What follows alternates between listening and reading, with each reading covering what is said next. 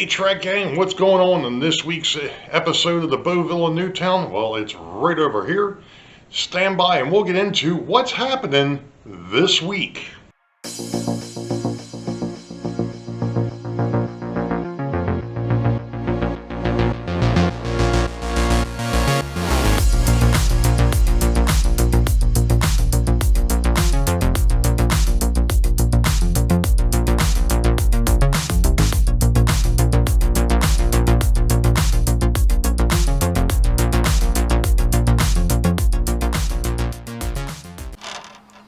Well, hello Trek Gang, and welcome to the actual episode 14 for 2024. It happens to be the 29th of May of 2024.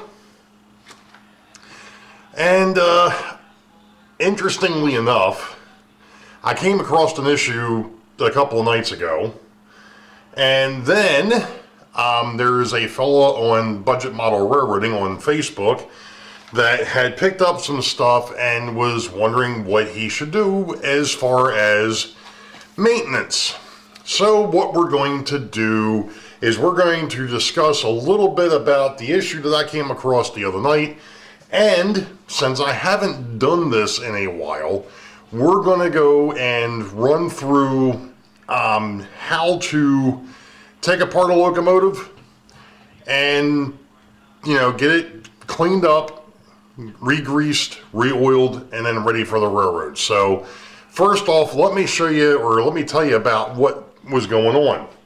I'm actually standing over here at the yard, and the issue that I was having the other night was I'm trying to run the little switcher that's over here, my Canton Railroad switcher that does all the switching here in Boeville Yard.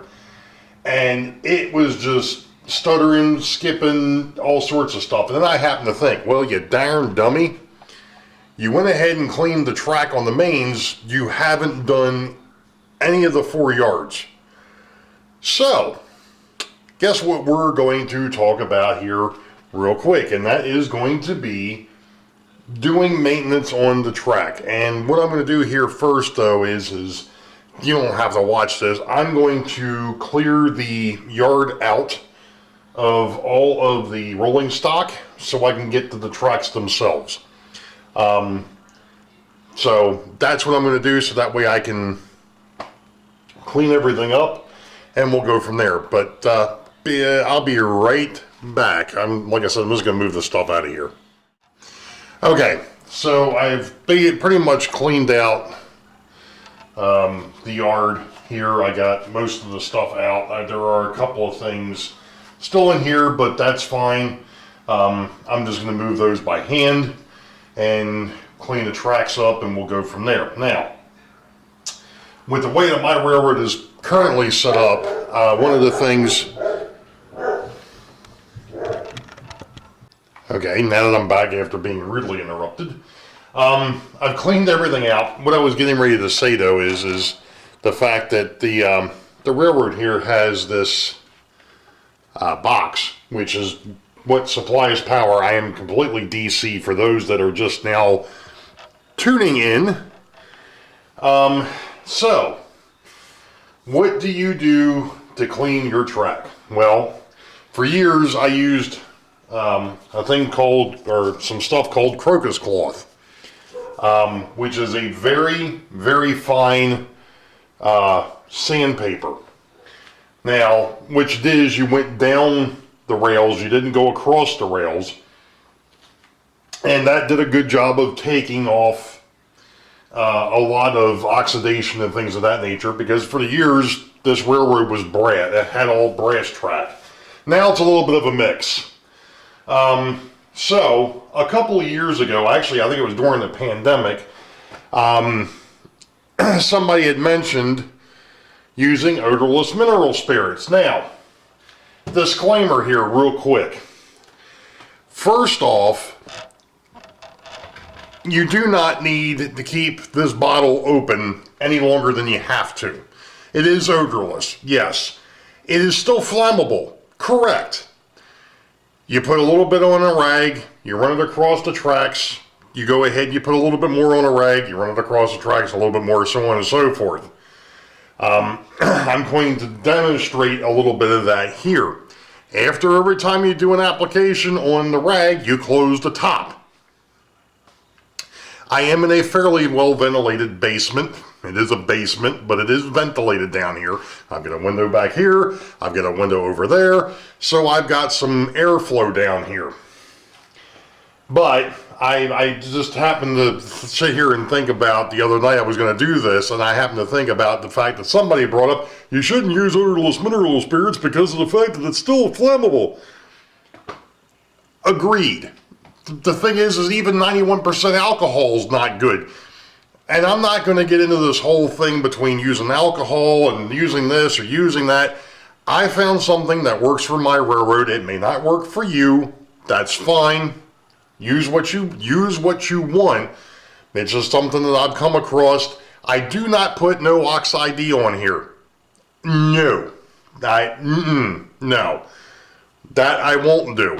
I have used this to clean the rails, and believe it or not, I can go about a year between rail cleaning. And I've got 2 dogs. So, go figure. Anyway, and like I said, this basement is fairly well climate controlled, but anyway. Different story for a different time, different topic. Anyway. So what I've done is I have unplugged the railroad because, well, guess what? We're using a metal can. I've got metal tools. Guaranteed that I'm going to lay something metal across these tracks, and we're going to end up with a problem if it was still plugged in. Even though there's no power, it's just a safety precaution. I am going to unplug. I've already unplugged it. I'm pulling out an old sock that I've been using to clean the rails, and we're going to put a dab on, and like I said, we're going to close the top. And we're going to run this down the rails. Now, theoretically, you could do both rails at the same time. That's fine. Like I said, you could do that too. There's nothing saying that you couldn't. But since I've pretty much gone ahead and done this on one side of the rag, or one spot on the rag, we'll continue to do it just one rail at a time. Now when I do the main lines, I do both rails at the same time. It just goes a little quicker that way. This is a yard. We're not going to worry about, or at least I'm not going to worry about, how long it takes me to clean this thing. And I'm already seeing that I am picking stuff up off the rails, which is good. That's typical.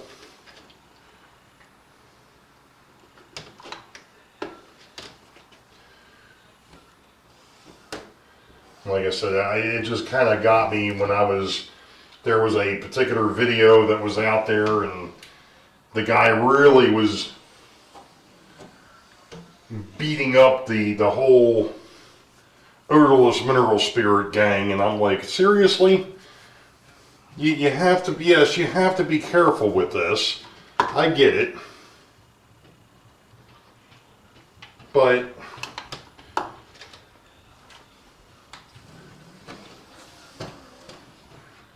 at the same time, it does a heck of a job. It doesn't leave a residue. It's also got no water content, which is one of the things that if you get into the alcohol, the 91% alcohol is still 9% water. So, yeah.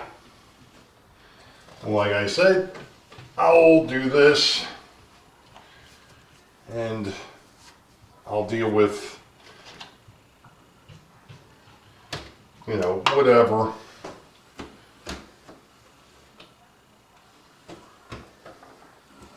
Alright, I'm going to move the camera here for a minute and get to the other side, so we'll be back. Okay, gang, so we're going to talk about a couple of things here. First off, the first thing that you're going to want to do is get some sort of grease. Now, I picked this up on, I believe it was Amazon. This is a synthetic grease. It is safe for plastics. And as I was saying on the Facebook page, a little dab will do you. And we'll get to that. What we're going to do is I'm going to go through a couple things here, and I'm going to show you how each one of these diesels, I'm not going to go into the steam locomotives because that takes a little bit longer, and that'll be a completely different subject. But how to get into the diesels to be able to see the gears and what you should do once you're in there. Now, the other thing that you're going to want is a light oil. This here happened to come from one of those traveling tool shops that's in the train shows. This I got at the Great Scale Model Train Show, I think it was like a year ago. This is part number 56, plastic compatible XL lubricant. So, and this here was originally, I think, from Bachmann, but I've obviously worn the label off of this. So that's your lubricants. You'll need some toothpicks. The toothpicks will be for applying the grease. You'll need a set of screwdrivers, either to be able to pop the shells or the covers off the trucks, or to unscrew them in some cases. One of the things, and this is going a little bit deeper or a little bit further, but an MRA gauge for your scale. This happens to be the one for HO. Keep this handy. It's a wonderful tool to have.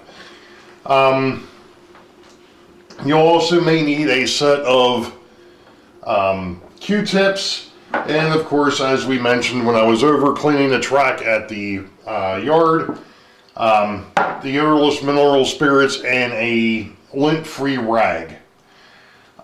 So let's get started on how we do this. The other thing is it's nice to have a soft, cushiony type of thing for your for any of your either your locomotives or your rolling stock, depending on what you're doing, so that you don't scratch them or damage them in some way.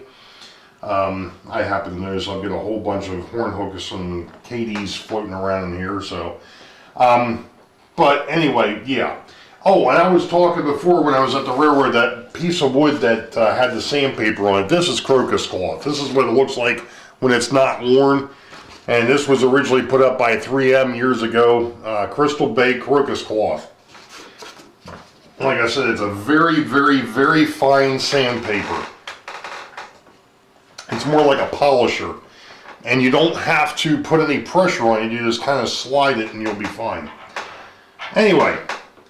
Let's get started. So this is a AHM sea liner from the 70s. These are fairly simple. You just pry the sides of the shell and the frame pops loose. And there you have your motor.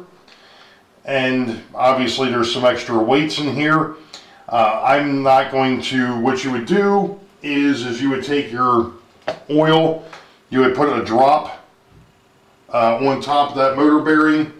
I just maintained this one not that long ago, so I'm not going to go into that. I'm not going to go into that. But as you can see, this one here for the gear case. Let me see if I can scroll in just a little bit. For your gear casing, has a couple of screws. So those are going to have to come out in order for you to get to the gear case. Flat bladed screwdriver.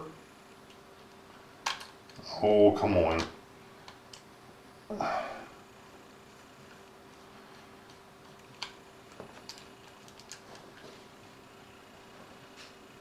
The other nice thing about using this 8-crate foam is the fact that when you drop a screw in it, it just kind of ends up there. It doesn't go anywhere.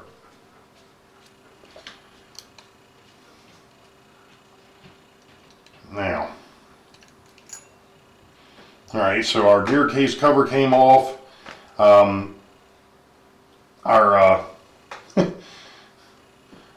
coupler came with it. In actuality, I can probably go into this one a little, oops, oh man. I didn't want that to happen. The wheels and the gears just came out because it spun on me.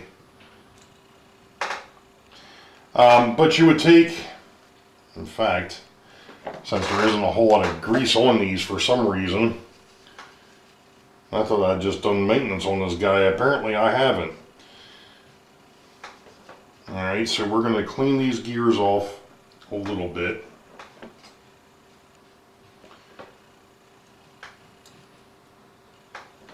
Or at least try to.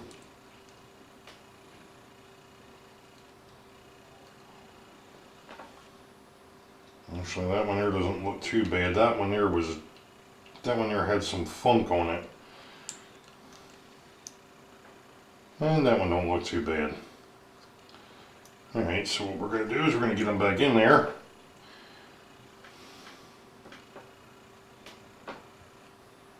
Make sure there's no fuzzies or anything like that.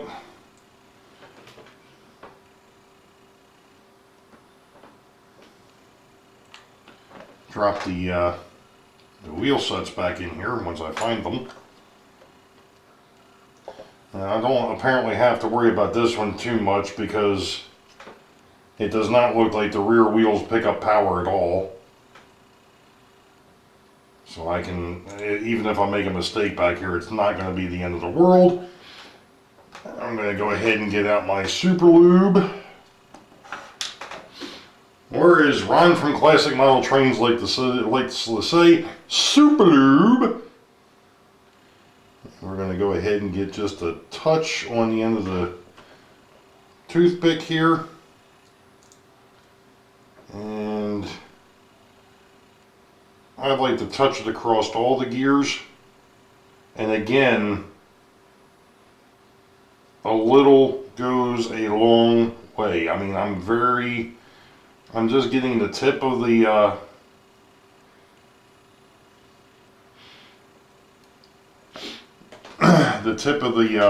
toothpick in there. I'm going to close that up. And then I'm going to hopefully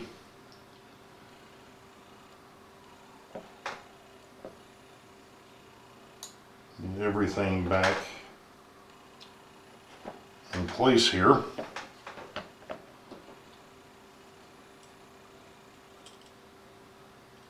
Actually, I think that's the longer screw. I think that one belongs over on this side.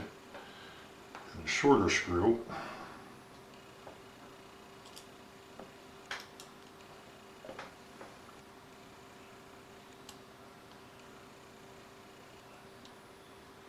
And I was wrong. Of course.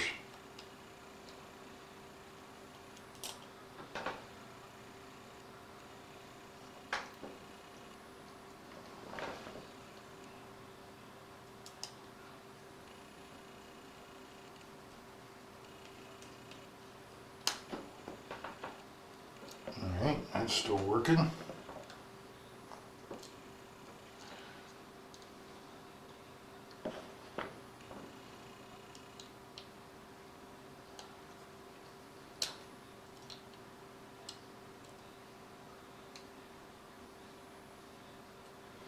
I really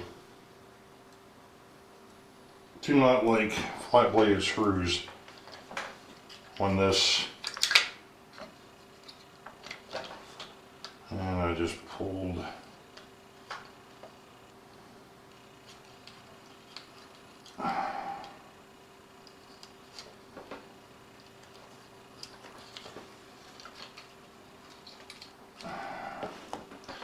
and of course I don't have a pair of tweezers out here.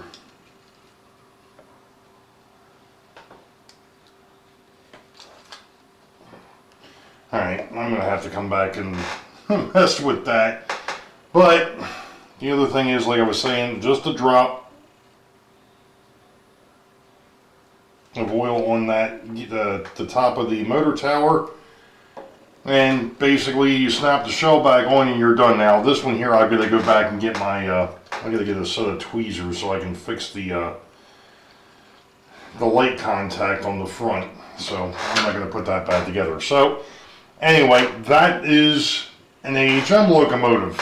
And one of the other things that you'll want to do is either with the odorless mineral spirits or with the crocus cloth is polish the pickup wheels that are up front here. This here is a single or a four-wheel pickup, two on either side, and of course it's got the drivers in the rear. These here look pretty good, so we're not going to bother cleaning the wheels. But that would be another thing that you'd want to do, along with making sure that the wheels are engaged using the NMRA gauge, which this one here looks like it's in really good shape, so we don't have to worry about that. The only thing we do have to fix, like I said, is the light. Now, this happens to be a newer Athearn locomotive, and it's the same type of deal. If we wanted to get into it, all we'd have to do is, number one, I say this is a newer Athearn locomotive. The shell is actually an old Penn line, but the mechanism is a newer Athearn. Not a real new, but a newer one. So this is your drivetrain. Now these here come apart a little differently. All you would have to do is, there's a cover back here. You get a flat bladed screwdriver up underneath of it. You can pop that. That gets you into the gear case, at least as far as the wheels go. There's also a gear up underneath of here.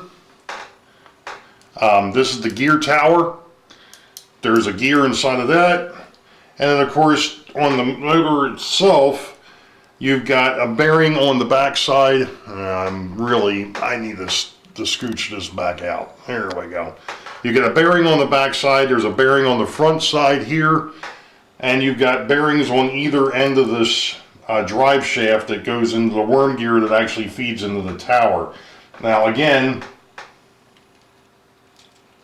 I'm not going to take every one of these locomotives apart because of the fact that I don't, like I said, I just did this not that long ago, but that's what you would basically do. And I'll pop one of these covers off so that you can see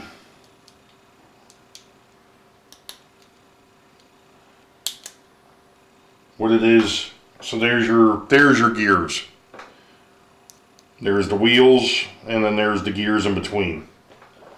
And this one here looks really good because of the fact that, like I said, these were maintained not that long ago. Number one. Number two, I haven't run the railroad as much as I'd like recently.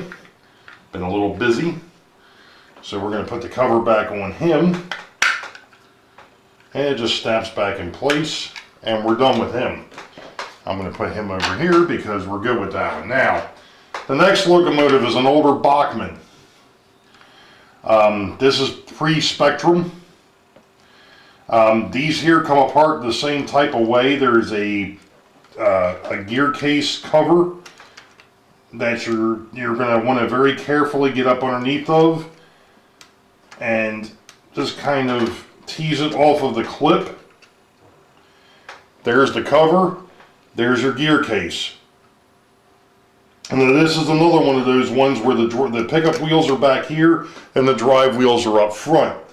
Again, only thing you want to do is just have a little bit of grease in there, and then once you're done, just snap the cover back on. Now inside, and of course this is one of the ones I've had issues with. Well, not issues I should say, but it's not a covers keep falling off. This is a BQ237. Now, there's the motor itself. So there's a little pin between the two brushes that you'd want to put a drop of oil on the front and on one side and on the other. Again, just a drop. You do not want to put more than a drop. With all the dust and all that comes from, yourself, and if you've got animals, yeah, if you put any more than just a touch, you're going to end up picking up everything everything under the sun and getting it caught up in the mechanisms. Okay, So that was a non-spectrum Bachmann. This happens to be a spectrum Bachmann. Now this one here is, I've done a little bit of work to this, and people are going to laugh, but this was a DCC locomotive that I backdated to DC because that's what I am. And I never, because I've had issues with the jack shafts that go between the motor and the wheel sets, I've left the shell loose. There is 4 screws that are supposed to hold the shell on. They're down inside there. And this here comes apart the same way as the Atheron and the older Bachmann, as soon as I pick up the right stinking screwdriver. And that's the fact that there is a gear case cover underneath. You just pry up a little bit, get it past the clip, the cover comes off, there's your gears. Now this one here is a little bit more unique. This one here is not only 8-wheel pickup, it's also 8-wheel drive. So both sets of trucks are geared. So that's something to be aware of with these, that you'd have to pull both covers, just like the Atheron. You have to pull both covers to go ahead and do maintenance on it. Now, moving down the line, this is actually a Lifelike FP45 from like the 80s. This has got a very unique system to it, as you can see. You've got a bearing here and a bearing on the back side. Those would both need a drop of oil. And just like every other kind of locomotive that's out there, at least the diesel wise, these shells just snap on and snap off. Or at least you hope to do. And again, just like before, you just have to get up underneath the cover, get it past the little clip. Be careful with this because the coupler is inside the box, and the actual holder is a part of the truck itself. Now, when I pulled this up, there we go. Okay, so as you can see with this one here, we've got just 2 sets of gears here. This one here, this wheel back here isn't doing anything. So you'd want to obviously put your gear lube on there.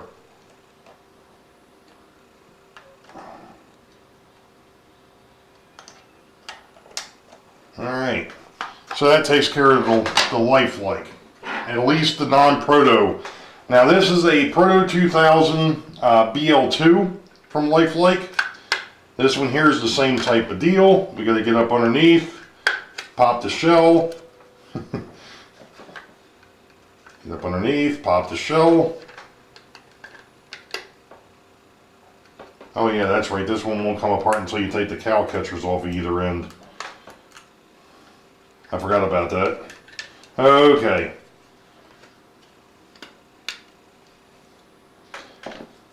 Now, this is going to look really familiar to the Atheron, and it is. It's pretty much the same type of drive system. So you've got a bearing in the front, a bearing in the rear, the same type of drivetrain. The one thing that's different with these, and it's going to be, I really can't show it real well, Atheron used a solid piece of metal to go from the top of the motor to the pickups on the frame, on the one side of the truck. What Lifelike did is they used a piece of flexible mesh to go between that tower here and the top of the motor. It's a much better conductor, to be perfectly honest, but it's one of the things that I think most folks that have Atheron locomotives have done. They've gone back and put their own piece of wire on there if they haven't gone DCC. If you go DCC, then you got a couple other steps that you got to do, but like I said, I'm not DCC, I'm just straight DC. I'm old school. I'm going to go ahead and get these cow catchers back on. these pilots, maybe. There we go, there's one.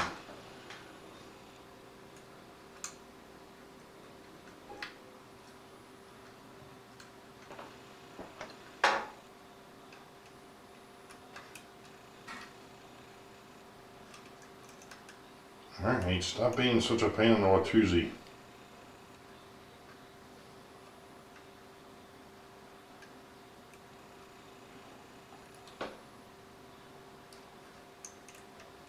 Ah, there it is. There we go.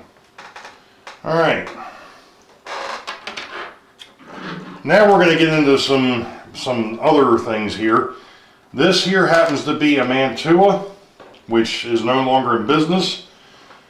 Same type of deal with it though. You've got a bearing on the front, a bearing on the rear, and there's bearings on both the gear towers, and the same type of deal with the gears as we've talked about with the Atherans and so on and so forth, is the fact that there is a cover. Oh, made a goof. Even the veterans make a goof every once in a while. I forgot to put the coupler thing through the front of the pilot.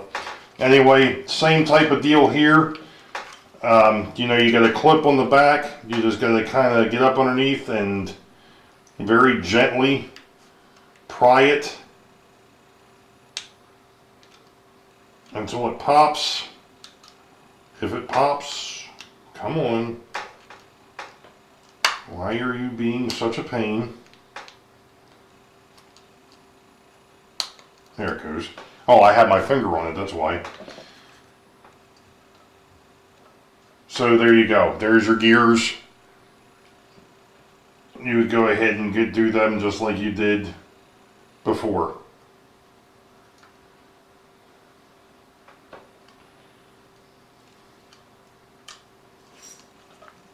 Alright, so that takes care of Mantua.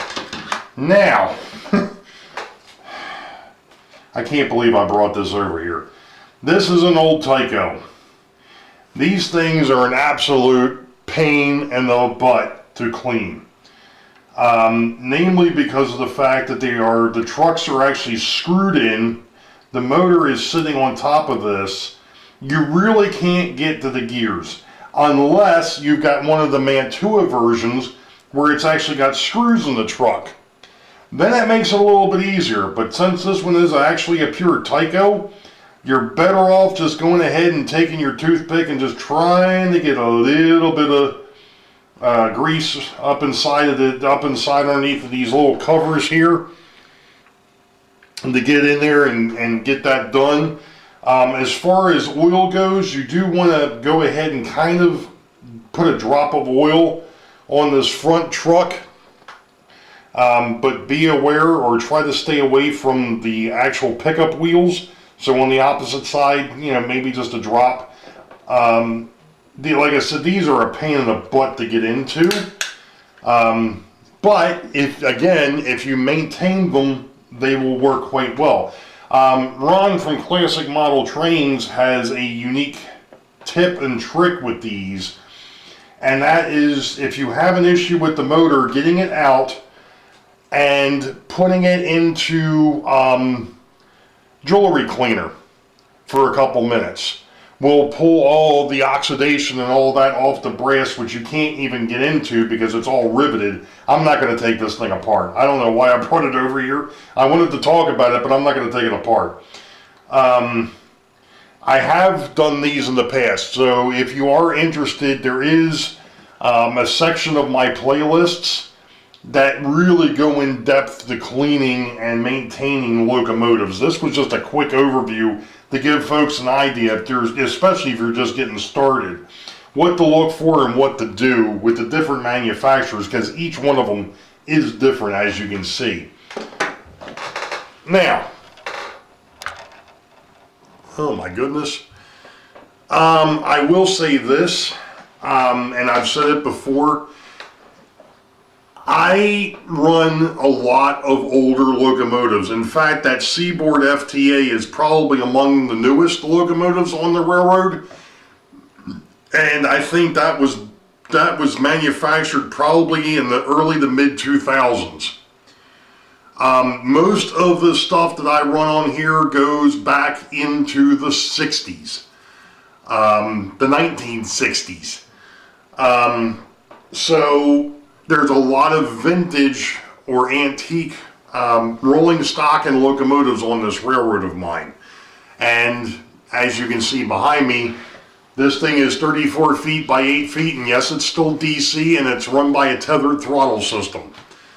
Again, I'm talking to some of the folks that might be new to the channel, and welcome aboard. I usually put out videos once every week to 2 weeks. I've been a little slacking here lately. I've only been getting them out every 2 weeks. I should be getting back into a rhythm to where I'm doing them every week. I've got some work that I'm actually doing on the upper level, or I say it's the upper level, but it's actually the interurban line. I just haven't worked on it recently because we just had a family get-together for Memorial Day, and I've been sore the last couple of days. I ain't 25 anymore. So, if you do have questions, if there is something you want to see, shoot me up, leave me a message in this, or leave me a comment in this video. Like I said, I do put these out every week to 2 weeks, every Friday morning, 8 o'clock. Not every Friday morning, like I said, every week to 2 weeks on Friday mornings at 8 o'clock Eastern is when I usually put these on the air. I go ahead and edit them and get them set up to go before that. But yeah, that's basically it for this week. Just wanted to show that, and if there is, like I said, I've got a whole bunch of videos that I've done in the past. There should be a playlist with all that stuff done. If you can't find it, let me know. I'll try to link it. Actually, I'm going to try and link it in the video in the description. So, let's see. This week, who's coming up this weekend? I think it's John number 2 from the Schuylkill River Valley for Sidetrack Sunday. It's the first Sunday of June. So we've got John number 2 from the Schuylkill River Valley coming up this week on Sidetrack Sunday. So you all know the deal. Wait. Oh, man. I should have done this one, the video I did a couple weeks ago, but I did not. I want to formally welcome aboard Dave over at DB Tech, who is now our newest member of Sidetrack Sunday. He will be our 5th Sunday / fill-in host. So welcome aboard, Dave. Welcome to the Nut House. Now, you all know the deal. Wait for the eyeball. Green tracks ahead. Be safe. God bless. We'll catch you all next time. See ya.